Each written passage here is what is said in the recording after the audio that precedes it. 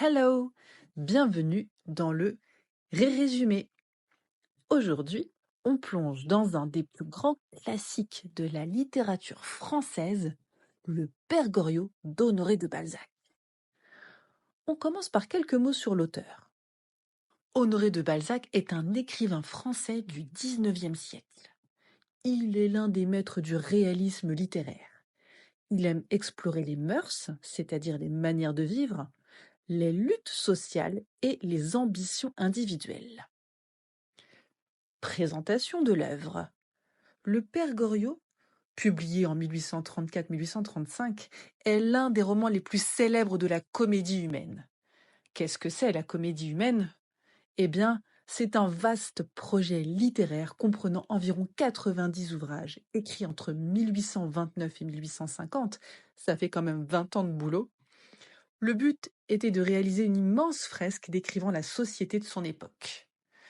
L'œuvre est aussi un remarquable portrait de l'humanité, où les rêves et les désillusions des personnages sont traités avec une grande profondeur psychologique. Posons le cadre. L'histoire du Père Goriot se déroule à Paris en 1819 dans la pension de Madame Vauquet. Cette pension accueille des locataires aux revenus modestes, dont 3 personnages centraux.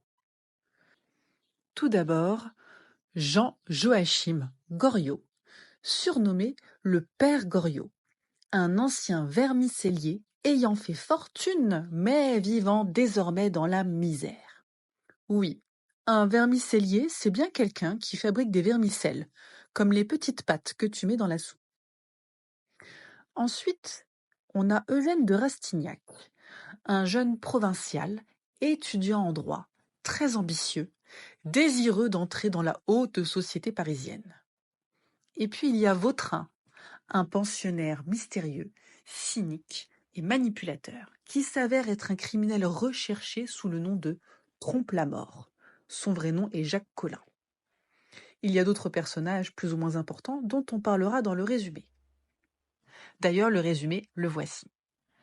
On découvre un homme, le Père Goriot, qui a consacré toute sa fortune à ses 2 filles, Anastasie de Restaud et Delphine de Nucingen. Pourtant, ces dernières le méprisent.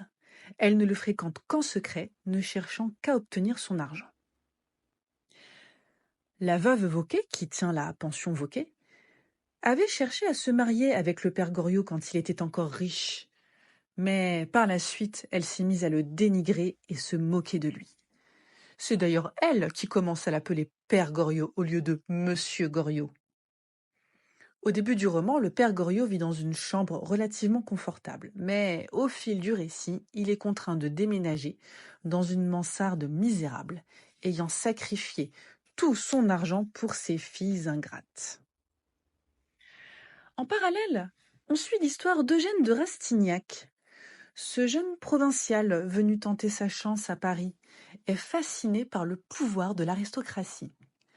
Il accède au cercle mondain à l'aide de sa cousine, Madame de Beauséant, une femme très influente à Paris. Il tente de séduire d'abord Madame de Restaud, sans savoir qu'elle est la fille du Père Goriot. Mais cela ne fonctionne pas. Il se tourne alors vers Delphine de Nucingen, l'autre fille du Père Goriot. Il parvient à devenir son amant.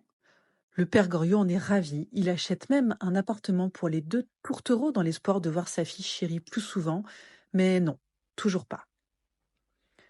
Quant à Vautrin, il cache des secrets et se révèle être un personnage ambigu qui manipule les autres pour ses propres intérêts. Vautrin est un ancien forçat évadé du bagne de Toulon. C'est un criminel très intelligent. Il observe Rastignac et lui donne une idée pour s'enrichir. Il lui propose de séduire Victorine Taillefer, une des pensionnaires.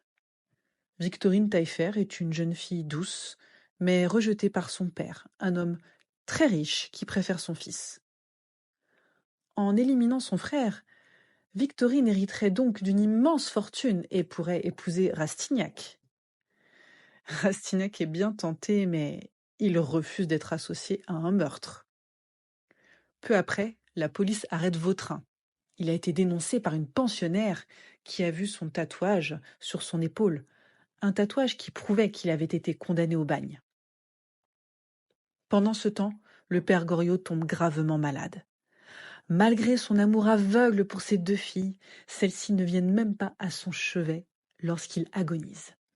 Seul Rastignac et son ami Bianchon, un étudiant en médecine, restent à ses côtés. Dans un dernier souffle, Goriot exprime son amour et son désespoir face à l'ingratitude de ses filles. Il meurt pauvre, seul et abandonné. Ses filles n'assistent même pas à ses funérailles.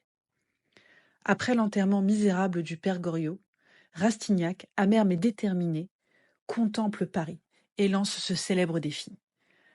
À nous deux maintenant! Il a perdu son innocence, il est désormais prêt à affronter la société parisienne et à jouer le jeu de l'ambition et du pouvoir. La fin est dure, mais symbolique. Si ce résumé t'a plu, abonne-toi et n'oublie pas, écouter le résumé ne remplacera jamais la lecture du livre.